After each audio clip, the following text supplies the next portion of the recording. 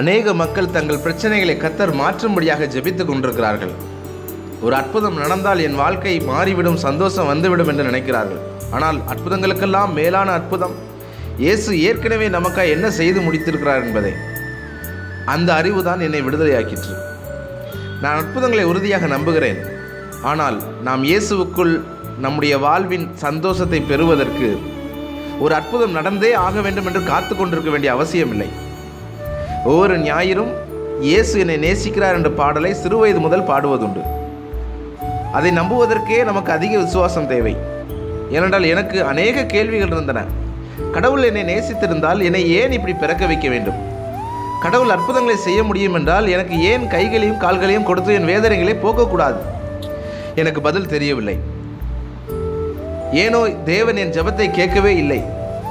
எந்த ஜெபத்துக்கும் பதிலும் இல்லை. நான் கடவுள் என்ற ஒருவர் இல்லை என்று நினைக்க ஆரம்பித்தேன். 8 வயது முதல் 12 வயது வரைதான் என் வாழ்வின் கடினமான காலங்கள்.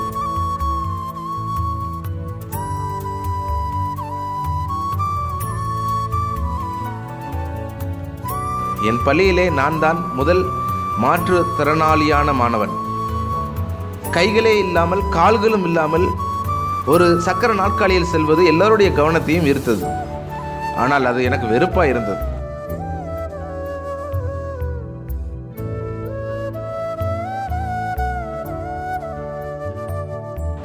மனச்சோர்வடைந்தேன், தனிமையை உணர்ந்தேன்.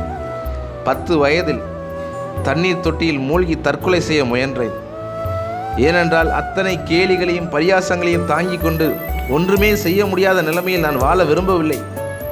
3 முறை நான் தண்ணீர் தொட்டியில் விழுந்து தற்கொலைக்கு முயன்றேன்.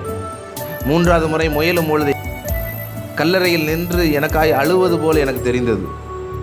அப்படி ஒரு வேதனையை நான் அவர்கள் கொடுக்கக்கூடாது என்று நினைத்து தற்கொலை முயற்சிகளை கைவிட்டேன். என் மனச்சோர்வில் இருந்து யாரும் என்னை குணமாக்க முடியவில்லை. எவ்வளவு பணமோ நண்பர்களோ கல்வியோ அல்லது என் வாழ்க்கைக்கு தேவையான எந்த பொருட்களோ என்னை துளியும் சமாதானப்படுத்த முடியவில்லை. முடிவிலே 15ஆம் வயதில் என் ஜெபத்தை ஆண்டவர் கேட்டார். நான் யோவான் 9ஆம் அதிகாரத்தை வாசித்துக் கொண்டிருந்தேன். ஒரு பிறவி குருடனை குறித்து எழுதப்பட்டிருக்கிறது. அந்த குருடனின் கஷ்டத்தை உணர்ந்தேன். அது என் கஷ்டத்துக்கு ஒத்திருந்தது. மக்கள் இவன் ஏன் குருடனாய் பிறக்க வேண்டும் என்று இயேசுவிடம் கேட்டார்கள்.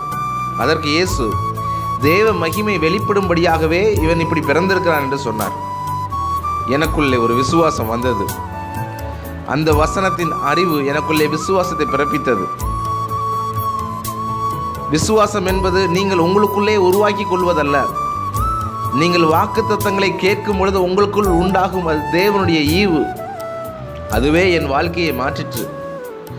இயேசு என் மனதை குணமாக்கினார். இப்போது நான் அவர் கையில் ஒரு கருவியாய் இருந்து தேவனுடைய பலன் என் பலத்தை அற்புதமாய் நிரப்புகிறதை உணர்கிறேன், சாட்சி பகர்கிறேன். எனக்கு ஒரு அற்புதம் நடந்து கால்களும் கைகளும் உடையவனாய் நான் சாட்சி சொன்னாலும் இப்படி வல்லமையாய் நான் சாட்சி பகர முடியாது. கை கால்கள் இல்லாதிருந்தும் என் முகத்தில் புன்னகை குறையாமல் இருக்கிறதே, அதுவே மிகப்பெரிய சாட்சி.